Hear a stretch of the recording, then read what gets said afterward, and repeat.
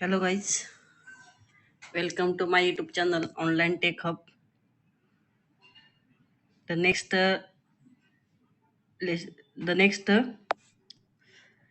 series of the language is Java programming. In that series, we discuss data types in this lecture. बघा या lecture मध्ये आपण आजपासून data type हा topic continue करतोय. ज्या पाठीमागं जावाचे आपण 3 व्हिडिओज अपलोड केलेले आहेत ते तुम्ही बघितले तर बघून घ्या. तर याच्यामध्ये आपण बघणार आहे की डेटा टाईप. फर्स्ट आपण बघा what is data type. The data type is a data type specify the different sizes and values that can be stored in the variable. Data type काय स्पेसिफाय करतं? एक साईज स्पेसिफाय करेल आणि value specify करेल की जी आपण variable मध्ये store करतो. कुठे स्टोअर करणार आहे तर व्हेरिएबल मध्ये जे स्टोअर करतो तर त्या व्हेरिएबल मध्ये जी व्हॅल्यू स्टोअर करणार आहे ती व्हॅल्यू प्लस त्या व्हेरिएबलची साईज काय असेल हे स्पेसिफाय करणार आहे. कोणता डेटा टाईप स्पेसिफाय करणार आहे. जनरली डेटा टाईपचे 2 टाईप पडतात. एक आहे प्रिमिटिव्ह आणि दुसरा आहे नॉन प्रिमिटिव्ह. प्रिमिटिव्ह जे आहेत त्याला म्हणायचं बिल्ट इन डेटा टाईप्स. काय प्रिमिटिव्ह म्हणजे काय असेल तर बिल्ट इन डेटा टाईप्स किंवा प्री डिफाइन्ड डेटा टाईप्स. काय म्हणणार याला? Pre defined data types. त्यानंतर सेकंड टाईप आहे तो काय नॉन प्रिमिटिव्ह. नॉन प्रिमिटिव्ह हे काय असतील तर हे युजर डिफाईन करणार आहेत. हे कोण डिफाईन करणार आहे तर युजर डिफाईन करणार आहेत. त्यामुळे त्याला काय म्हणायचं नॉन प्रिमिटिव्ह. आणि नॉन प्रिमिटिव्ह डेटा टाईपला आपण कस्टम डेटा टाईप पण म्हणू शकतो. ठीक आहे. त्यानंतर बघा नेक्स्ट जे आपण प्रिमिटिव्ह बघितले आहेत तर त्या प्रिमिटिव्हच्या डीपमध्ये बघूया इथं. तर बघा these are the building blocks of the data manipulation. These are the most basic data types available in Java language. हे काय तर बेसिक डेटा टाईप्स आहेत. याच्यामध्ये बघा काय सांगितले तर जावा is a statistically typed programming language. It means all variables must be declared before its use. म्हणजेच काय हो जेव्हा तुम्ही व्हेरिएबल वगैरे घेणार आहात तर व्हेरिएबल तुम्हाला यूज करायच्या अगोदर काय करावं लागतील तर डिक्लेअर करावे लागतील. काय करावं लागतील ते मस्ट बी डिक्लेअर्ड करावे लागतील तर ते आपण यूज करू शकत. अदरवाईज नाही. That is why we need to declare variables type and name. त्यामुळे तुम्हाला व्हेरिएबलचा टाईप आणि नेम स्पेसिफाय करावं लागतं किंवा डिक्लेअर करावं लागतं. त्यानंतर बघा there are 8 types of the primitive data types. 8 types आहेत प्रिमिटिव्हचे. तर बघूया आपण डायग्राम थ्रू. डायग्राम मध्ये बघा डेटा टाईपचे 2 टाईप पडतात बेसिकली. एक आहे प्रिमिटिव्ह, दुसरा आहे नॉन प्रिमिटिव्ह. प्रिमिटिव्ह मध्ये परत एक आहे सब टाईप आहे बुलियन आणि न्यूमरिक. बुलियन डेटा टाईप काय तर बुलियन आहे ज्याचे ट्रू आणि फॉल्स व्हॅल्यू असणार आहे. त्याची व्हॅल्यू काय असणार ट्रू किंवा फॉल्स असणार आहे. आणि न्यूमरिकचे 2 टाईप पडतात. एक कॅरेक्टर आणि दुसरं काय तर इंटिग्रल. एक आहे कॅरेक्टर, दुसरं काय तर इंटिग्रल. कॅरेक्टर मध्ये काय येईल खाली कॅर येईल. इंटिग्रल मध्ये काय येईल परत 2 टाईप पडतात इंटिजर आणि फ्लोटिंग पॉइंट्स. आणि इंटिजरचे परत 4 टाईप्स आहेत. बघा कोणते कोणते बाईट, शॉर्ट, इंट, लॉंग. आणि फ्लोट मध्ये काय असेल फ्लोट आणि डबल. आणि नॉन प्रिमिटिव्ह मध्ये काय स्ट्रिंग, ॲरे, क्लास वगैरे जे आहेत ते सगळे कशामध्ये येतात नॉन प्रिमिटिव्ह मध्ये डेटा टाईप येतात. ठीक आहे. तर हे आपण काय तर ओव्हरव्ह्यू बघितला डेटा टाईपचा. त्यानंतर पुढे बघा त्यातले जे काही प्रिमिटिव्ह डेटा टाईप आहेत त्यांची आपण एक डिफॉल्ट व्हॅल्यू काय असते ते बघूया आणि त्याची डिफॉल्ट साईज काय असते ते बघा. तर जनरली बुलियन डेटा टाईप याची व्हॅल्यू काय असते एक तर ट्रू किंवा फॉल्स व्हॅल्यू असते. बुलियनला काय असते एक ट्रू किंवा फॉल्स असते. पण बाय डिफॉल्ट तो कुठली व्हॅल्यू घेतो फॉल्स व्हॅल्यू घेतो. त्याला मेमरी किती रिकॉर्ड असेल 1 बिट नॉट 1 बाईट 1 बिट एवढी मेमरी रिकॉर्ड असण्यासाठी बुलियन डेटा टाईप साठी. त्यानंतर बघा पुढचा आहे कॅर. कॅरची डिफॉल्ट व्हॅल्यू काय असेल बघा /u 4 टाइम्स 0. कॅरला डेटा टाईप मेमरी किती लागेल तर 2 बाईट. बघा सी लँग्वेज मध्ये जर बघितलं तर आपल्याला कॅरसाठी 1 बाईट मेमरी लागते तिकडे कशामध्ये सी मध्ये. पण इथे किती आहे तर 2 बाईट मेमरी रिक्वायर्ड आहे कशासाठी कॅरसाठी. त्यानंतर नेक्स्ट आहे बाईटची डेटा टाईप आहे त्याची डिफॉल्ट व्हॅल्यू काय असेल 0 असेल आणि मेमरी किती आहे रिक्वायर्ड 1 बाईट. त्यानंतर शॉर्टचं डिफॉल्ट व्हॅल्यू 0 असेल मेमरी 2 बाईट असेल. इंटसाठी बघा इंटचं डिफॉल्ट व्हॅल्यू 0 असेल मेमरी असेल 4 बाईट. सी लँग्वेज मध्ये इंटला किती होती व तर 2 बाईट मेमरी होती. किती होती 2 बाईट. जावामध्ये इंटसाठी किती आहे तर 4 बाईट आहे. त्यानंतर लॉंगची डिफॉल्ट व्हॅल्यू काय 0L आणि त्याला मेमरी किती रिक्वायर्ड आहे 8 बाईट. त्यानंतर आहे फ्लोट. फ्लोटचे बघा डिफॉल्ट व्हॅल्यू काय असेल 0.0f. मेमरी किती रिक्वायर्ड आहे 4 बाईट. आणि डबलसाठी बघा 0.0d आणि 8 बाईट. तर हे आपण काय जनरल ओव्हरव्ह्यू बघितला की जर तुम्ही एखादा डेटा टाईप व्हेरिएबल डिक्लेअर केलं एखाद्या डेटा टाईपचा तर त्याला मेमरी किती अलोकेट होते ती. ठीक आहे. त्यानंतर बघा 1 बाय 1 डीप मध्ये बघूयात. पहिला आहे बुलियन डेटा टाईप. हा जे आहे it is user to store only two possible value that is true and false. दोन व्हॅल्यू, एक तर ट्रू असेल दुसरी कुठली असणार आहे फॉल्स असणार आहे. This data type is user to simple flags that track true or false condition. बघा हे काय असेल, एक तर ट्रू असेल किंवा काय असेल जी फॉल्स असेल. Boolean data type specifies 1 bit information but its size cannot be defined precisely. ठीक आहे. याला एक बिट इन्फॉर्मेशन तो काय करतो स्पेसिफाय करतो, पण साईज तशी स्पेसिफाय त्याची अशी मेन्शन करता येत नाही. ठीक आहे. तर एक्झाम्पल बघा, बुलियन 1 हे व्हेरिएबल घेतले आणि व्हॅल्यू काय त्याला असाइन केली, फॉल्स ही व्हॅल्यू असाइन केलेली आहे. त्यानंतर सेकंड बघा बाईट. द बाईट हा काय आहे बघा, it is an 8 bit signed two's complement integer. कसा आहे हा two's complement. Two's complement fundamental मध्ये वगैरे झाला असेल, वन्स कॉम्प्लिमेंट कसं काढायचं, टूज कॉम्प्लिमेंट कसं काढायचा तो. तर बाईट हा कसा आहे तर टूज कॉम्प्लिमेंट इंटिजर आहे की ज्याची व्हॅल्यू रेंज जी आहे ती बघा कुठून कुठं आहे, -128 टू +127. ही काय त्याची रेंज आहे, इन्क्लुझिव्ह आहे. म्हणजे -128 पण असणार आहे आणि +127 पण त्याच्यामध्ये इन्क्लूड असणार आहे. मिनिमम व्हॅल्यू काय -128 आणि मॅक्झिमम व्हॅल्यू काय 127. याचे डिफॉल्ट व्हॅल्यू काय असेल व 0 असेल. It is use to save memory in a large array where the memory saving is a most required. आता हा कधी यूज करता येतो, ज्या ठिकाणी मेमरी सेव्हिंग रिक्वायर्ड आहे किंवा मेमरी सेव्हिंग तिथे गरजेचं आहे, निडेड आहे, त्या ठिकाणी बाईट डेटा हा यूज केला जातोय. बघा, it save space because a byte is 4 times smaller than integer. काय म्हणले बघा, byte is 4 times smaller than integer. तो इंटिजरपेक्षा किती तर 4 पटीने कसा आहे तो, तर कसा आहे तो लहान आहे, स्मॉल आहे बाईट, त्यामुळे मेमरी खावते सेव्ह होते. तर इथं बघा बाईटसाठी किती म्हणले बघा 1 बाईट आणि इंटीसाठी किती आहे 4 बाईट. बरोबर. ऑब्विसली का दोन्हीमध्ये डिफरन्स आहे. तसं बाईटचं काय असणार तर लेस असणार किंवा तो स्मॉलच असणार आहे. It can also use in place of int data type. तुम्ही इंट ऐवजी बाईट डेटा टाईप घेऊ शकता. ठीक आहे. Byte a equal to 10, byte b equal to 20. आता इथंच याला काय होईल व, तर याला काय होईल तर 1 बाईट मेमरी अलोकेट होईल. काय होईल 1 बाईट मेमरी अलोकेट होईल. पण जर तुम्ही असं केलं की इंट ए घेतला, इंट ए, तेव्हा हा याला काय होणार तर 4 बाईट मेमरी अलोकेट होईल. किती होईल 4 बाईट मेमरी अलोकेट होईल. त्यामुळे इथं काय होईल मेमरी सेव्ह होते कशामध्ये, जेव्हा आपण डेटा टाईप बाईट यूज करतो तेव्हा. त्यानंतर एक्झाम्पल आता बघितले आपण. नेक्स्ट बघूयात, नेक्स्ट डेटा टाईप काय आहे तो. नेक्स्ट काय बघा शॉर्ट. हा काय बघा 16 बिट. हा कसा आहे 16 bit signed two's complement integer आहे. याची रेंज बघा -32,768 टू +32,767 इन्क्लुझिव्ह. हे दोन्ही व्हॅल्यू इन्क्लुझिव्ह असतील. तर यातली मिनिमम व्हॅल्यू किती आहे तर -32,768 आणि मॅक्झिमम व्हॅल्यू काय +32,767. It's default value 0. This is can also use to save memory just like a byte. Byte सारखी याची पण काय होते तर मेमरी याच्यामध्ये पण सेव्ह होते. दिस डेटा टाईप बघा, दिस डेटा टाईप इज 2 टाइम्स, किती टाइम बघा 2 टाइम्स स्मॉलर दॅन इंटिजर. तो इंटिजरपेक्षा किती आहे तर 2 टाइम्स काय तर स्मॉलर आहे. का तर इंटिजरला किती मेमरी लागते हो 4 बाईट. किती लागते 4 बाईट मेमरी लागते. बघा याच्यामध्ये example short s equal to 10,000, short r equal to -5,000. तर या ठिकाणी इथं पण काय मेमरी सेव्ह होणार आहे. त्यानंतर आला बघा इंट.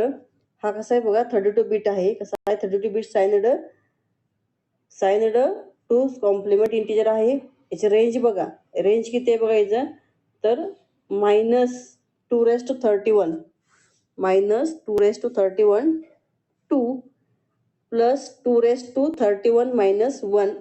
तर एवढी रेंज आहे याची. याची मिनिमम व्हॅल्यू ही असेल आणि मॅक्झिमम व्हॅल्यू इथं असेल. डिफॉल्ट व्हॅल्यू काय असेल 0 असेल. तर बघा the int data type is generally used as default data type for the integral values unless if there is a no problem about memory. जर मेमरीचा काही प्रॉब्लेम नसेल तर त्या ठिकाणी तुम्ही int data type यूज करू शकता. int इक्वल टू काय इथे 1 लॅग घेतलेला आहे. ठीक आहे. तर इथं int data type आपण बघितलेलं आहे. त्यानंतर आहे लॉंग data type. लॉंग मध्ये बघा this data type is 64 bit two's complement integer आहे आणि याची रेंज बघा.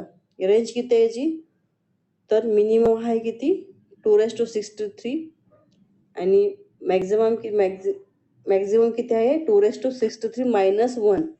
बोथ व्हॅल्यू इन्क्लुझिव्ह आहेत. डिफॉल्ट व्हॅल्यू 0 असेल. बघा हा डेटा कधी यूज करणार Wien you need a range of values more than those provided bye int. जर तुम्हाला इंट पेक्षा जास्त व्हॅल्यू तुम्हाला काय करायचं असतील तर त्या ठिकाणी घ्यायचे असतील तेव्हा तुम्ही लॉंग डेटा टाईप हा यूज करणार आहात. ठीक आहे.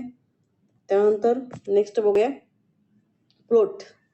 तर float data type this data type is a single precision. हा कसा आहे बघा single precision 32 bit EEE754 floating point आहे. It's a value range is unlimited. बघा याची जी काही मिनिमम आणि मॅक्झिमम व्हॅल्यू इथं नाही. लक्षात ठेवा मिनिमम पण नाही मॅक्झिमम पण याला लिमिट असं नाहीये.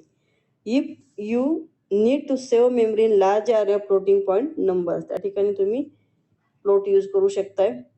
Float data type should never used for precise values. काय म्हणले बघा याच्यामध्ये तर तुम्ही फ्लोट डेटा टाईप हा यूज करू शकत नाही. कधी यूज करू शकत नाही जर प्रिसाइज व्हॅल्यूला फॉर एक्झाम्पल करन्सीसाठी असेल करन्सीसाठी तर त्या ठिकाणी फ्लोट टाईप तुम्ही यूज करू शकत नाही. याचं डिफॉल्ट व्हॅल्यू काय असणार 0.0 F असेल.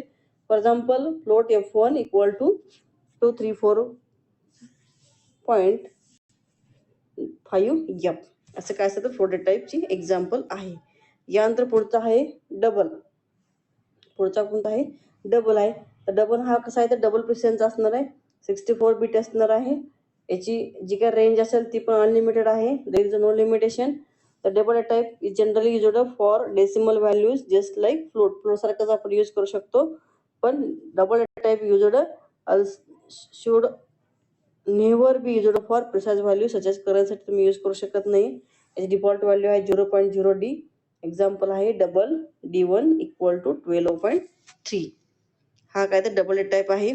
त्यानंतर पुढचा आहे char data type. This type is a single 16 bit unicode character आहे. Its value range lies between /u 4 म्हणजे काय तर 0 असेल बघा काय असेल तर 0 असेल अप टू /u 4 म्हणजे काय असेल तर 65,535 इन्क्लुझिव्ह. हे दोन्ही व्हॅल्यू इन्क्लुझिव्ह असेल 0 पण असेल आणि मॅक्झिमम व्हॅल्यू पण काय याच्यामध्ये इन्क्लूड असणार आहे. याचा यूज कसा होतो तो store the data like character सारखा डेटा तुम्ही स्टोअर करायला कॅर डेटा यूज करू शकता. For example char letter equal to A. लेटरमध्ये काय केलं आपण ए हे कॅरेक्टर आहे ते काय केलं स्टोअर केलेलं आहे. ठीक आहे. हे झाले प्रिमिटिव्ह डेटा टाईप. आपण आता पण 8 बघितलेले आहेत. त्यानंतर जे काही नॉन प्रिमिटिव्ह आहेत ते नॉन प्रिमिटिव्ह आपण पुढे हळूहळू बघणार. उपसमध्ये वगैरे क्लास असेल ऑब्जेक्ट असेल तर हे आपण पुढे बघणारच आहोत. ॲरे असेल. ठीक आहे. यानंतर नेक्स्ट पॉईंट आहे ह्याच्यामधला कीवर्डचा. तर बघा कीवर्ड म्हणजे काय तर कीवर्ड कन्सेप्ट आपण इथं बघूया. कीवर्ड म्हणजे काय असं this are also known as reserve word. Reserve करून ठेवले जातात. Keywords are particular words that acts as a key to a code. बघा काय म्हणले कीवर्ड्स आर कीवर्ड्स नाव की काय साठी की असणार आहे कोडसाठी की असणार आहे. Keywords are particular word that act as a key to code. कोडसाठी तो की म्हणून काय करणार तर वर्क होणार आहेत. These are predefined words by Java, so they cannot be used as variable or object name or class name. तर हे प्रीडिफाईन्ड वर्ड आहे. याचं जी काही मिनिंग असेल कीवर्डचं ते ऑलरेडी काय केलं तर लायब्ररीमध्ये जी काय असेल जावा लायब्ररीमध्ये डिफाईन केलेलं असणार आहे. त्यामुळं कीवर्ड जे आहेत तुम्ही ॲज अ व्हेरिएबल म्हणून यूज करू शकत नाही, ऑब्जेक्ट म्हणून यूज करू शकत नाही किंवा क्लास नेम म्हणून यूज करू शकत नाहीये. तर जावामध्ये बघा there are multiple keywords are available in a Java library. त्यापैकी आपण काही थोडेफार बघणार आहोत. इथं बघा पहिला आहे अबस्ट्रॅक्ट कीवर्ड. तर हा कसा वापरणार आहे बघा. Extra keyword declare abstract class. याचा फर्स्ट यूज काय तर to declare abstract class. Second use काय आहे बघा, तर इम्प्लिमेंटेशन ऑफ इंटरफेस. आता अबस्ट्रॅक्ट क्लास म्हणजे काय किंवा इंटरफेस म्हणजे काय आपण हे पुढं शिकणार आहोत. त्यानंतर सेकंड आहे काय, तर बुलियन. बुलियनमध्ये काय सांगितलं, used to declare a variable as a boolean type. याची व्हॅल्यू ट्रू आणि फॉल्स असेल. It can hold true or false values only. Third आहे ब्रेक. तर ब्रेक स्टेटमेंट काय करू, to break the loop or switch statement. Switch statement किंवा loop काय करतं, ब्रेक करेल. करंट फ्लो ज्या ठिकाणी असते तिथून काय करतो, डायरेक्ट बाहेर पडेल. तेव्हा आपण ब्रेक स्टेटमेंट किंवा ब्रेक कीवर्ड यूज करणार आहोत. ठीक आहे. त्यानंतर बघा पुढचा आहे बाईट. बघा बाईट हा काय कीवर्ड आहे, जेव्हा तुम्हाला बाईट कीवर्ड बाईट कीवर्ड कधी वापरणार, तर बाईट व्हेरिएबल डिक्लेअर करण्यासाठी वापरणार. काय बाईट व्हेरिएबल डिक्लेअर करण्यासाठी वापरणार. केस कीवर्ड हा आपण कुठे वापरतो, तर स्विच स्टेटमेंटमध्ये वापरतो. त्यानंतर कॅच हा कीवर्ड जो आहे आपण कुठे वापरतो, एक्सेप्शन हँडलिंग मध्ये वापरतो. कुठे वापरणार, एक्सेप्शन हँडलिंग. आता एक्सेप्शन हँडलिंग म्हणजे काय, तर पुढे बघणार आपण. एक्सेप्शन म्हणजे काय, रन टाइम एरर्स असणार आहेत आणि त्या रन टाइम एरर्स कशा हँडल करायच्या, तर कॅच हे जे काही कीवर्ड आहे किंवा कॅच ब्लॉक जे आहे तो यूज करून तुम्ही तो एक्सेप्शन हँडल करू शकताय. त्यानंतर क्यार आहे, to declare the character type variable. नंतर क्लास कीवर्ड आहे बघा. क्लास कीवर्ड कशासाठी असणार आहे, तर to declare a class. Class declare करताना तुम्हाला क्लास कीवर्ड यूज करावा लागणार आहे. त्यानंतर कंटिन्यू. तर काय होईल, कंटिन्यू नावाचा इंडेट करेल. तो काय इंडेट करेल, तर to continue the loop. Loop काय होईल, कंटिन्यू करेल. जो करंट इटरेशन आहे तोच काय करेल, स्किप करेल आणि control goes to the next iteration. त्यानंतर डिफॉल्ट. तर डिफॉल्ट हा जे काय आहे keyword, use to specify the default block of code in a switch statement. कुठं वापरतो आपण बघा, स्विच मध्ये केस पण वापरतो आणि काय वापरतो आपण तिथं, डिफॉल्ट आपण सेक्शन आपण यूज करतो. त्या ठिकाणी डिफॉल्ट हा कीवर्ड आपण यूज करणार आहोत. त्यानंतर बघा पुढचा आहे डू वाईल मध्ये आपण काय वापरणार आहे, तर लूप डिक्लेअर करायला वापरतो डू. डबल टाईप आहे. एल्स कधी वापरणार आहे, EPLs मध्ये आपण वापरणार आहोत. ठीक आहे. त्यानंतर इनम आहे. इनम कधी वापरणार आहे, we have to define a fixed set of constant. Enum constructor are always private or default. जेव्हा तुम्हाला कॉन्स्टंट असा फिक्स सेट काय करायचं आहे, डिफाईन करायचा असेल, तेव्हा तुम्ही इनम हा कीवर्ड यूज करणार आहात. एक्सटेंड कीवर्ड कुठं वापरणार आहे, तर इनहेरिटन्स मध्ये वापरणार आहे. कुठं वापरणार आहे, इनहेरिटन्स, की ज्याच्यामध्ये एका क्लास पासून दुसरा क्लास काय केला जातो, डिराईव्ह केला जातो. त्या ठिकाणी काय वापरणार आहे, तर एक्सटेन्स कीवर्ड यूज करणार आहे. त्यानंतर फायनल कीवर्ड आहे. फायनल कीवर्ड बघा काय इंडिकेट करतं, final keyword is to indicate that variable holds a constant value. काय, तर त्या एखाद्या व्हेरिएबल तुम्हाला जर त्याच्यामध्ये कॉन्स्टंट व्हॅल्यू स्टोअर करायची असेल, त्या ठिकाणी तुम्ही फायनल व्हेरिएबल घेऊ शकता. It is is to restrict the user from updating the value of the variable. एकदा का तुम्ही फायनल व्हेरिएबलला व्हॅल्यू सेट केली की त्याची तुम्ही व्हॅल्यू चेंज करू शकत नाही. त्यानंतर फायनली आहे, तर फायनली ब्लॉक हा ट्राय ब्लॉकमध्ये ट्राय कॅच स्ट्रक्चरमध्ये यूज केला जातो एक्सेप्शन हँडलिंगसाठी.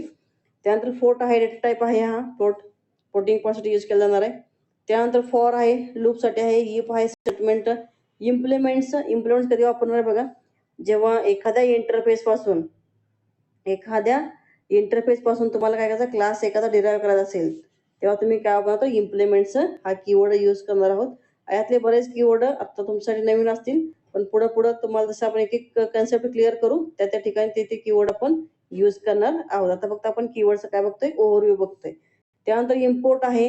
इम्पोर्ट काय करावं लागेल तुम्हाला, जे काय पॅकेज वगैरे त्या ठिकाणी इम्पोर्ट करायला तुम्हाला इम्पोर्ट हा कीवर्ड यूज करणार आहे.